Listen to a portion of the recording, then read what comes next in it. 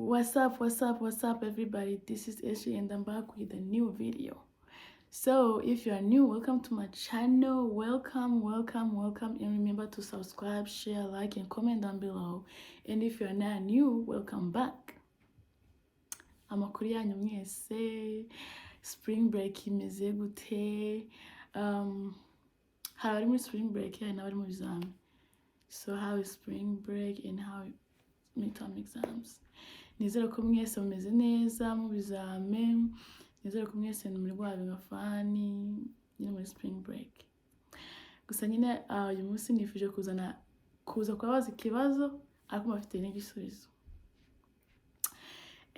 My question is, ese hari ahantu ujya ugera nangwa se ujya witekerezaho nyine wareba wenda mu buzima busanzwe nawe se mu buzima bwo ku ishuri or you personally maze ugasanga nta bwenge ufite, nawe se ukavuga ati hari ukuntu nyine umuntu aba ari nko muri classe yakoramo quiz agafalinga, yakora exam agafalinga, or mu buzima busanzwe nyine akabona nyine ibintu bitari kumwe kugenda neza, so nyine akumva mbese hari ukuntu mbese abantu byagera to the point where they feel like nta bwenge bafite. Mbese okay, kuvuga ngo nta bwenge sounding so wrong, but you guys know what I'm trying to say.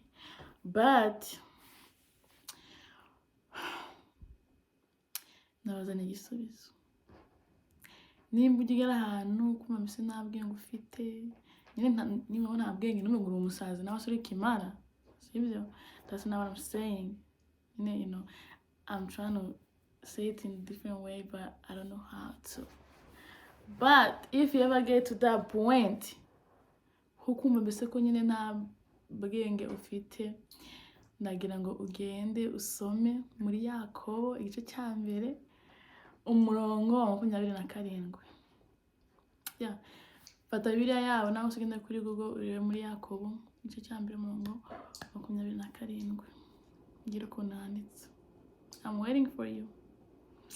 Yes, you watching. I'm waiting for you to open your Bible or your phone.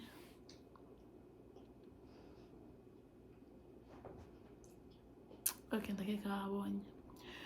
Gusa nyine nimba wahabonye nawe se nimutanahabonye, haranditse ngo ubuze ubwenge abusabe Imana. Niko cyanditswe pe, ubuze ubwenge abusabe Imana, that's it. So nimba ujya wumva muri wowe hari ibintu utari kugenda neza kubera nyine ukuma mbese nyine hari ibintu utameze neza, exam ziri gutsinda, ubuzima busanzwe buri gutsinda, just talk to God, you know. Murabizi Imana ifite byose, ishoboye byose kuko niyo yabiremye. So nimba kumva nta bwenge ufite, this is sounding so wrong, but that's nandi kubita ibimara. Nimba kumva nta bwenge ufite bwo mu buzima busanzwe, bwo mu mubiri, bwo mu mutwe, talk to God, you know. Uvugisha Imana ishoboye byose kandi itanga byose ku muntu yisabye yizeye kandi atari kwisaba nyine nk'ari kwitegeka, you know. Yeah, I just woke up feeling like, talking to ya. I miss you guys. And yeah, ubuze ubwenge abusabe Imana. Reka twese dusabe Imana ubwenge kugira ngo ubuzima bwacu buzakomeze neza, tuzatsinde ibizame n'amakwizi naho se n'ibindi bintu mu buzima busanzwe. Yeah, ku bantu bari gukora ibizami mwese amahirwe masa n'ari muri spring break, enjoy, mugende murya ibiryo byiza, muryame mu bitanda byiza kuko mufite igihe gitoya, n'ejo bundi Sunday tugataha. Yeah, nanjye se nta mwambajije ngo amakuru. How am I doing? Yeah, nanjye meze neza cyane. As you guys can see, I'm not at school. I still have a week somewhere.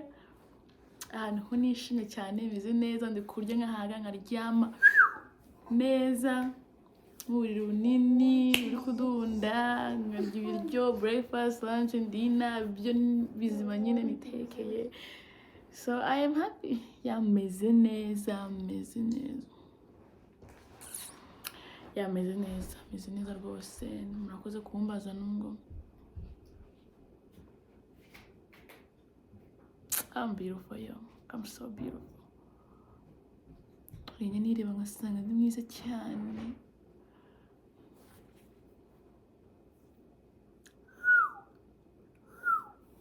But yeah, no, not overgirish. I mean, I just did. But yeah, guys, thank you for watching. Make sure to subscribe, share, like, and comment down below. And make sure to share this video and watch the ads. Alright, guys. Bye.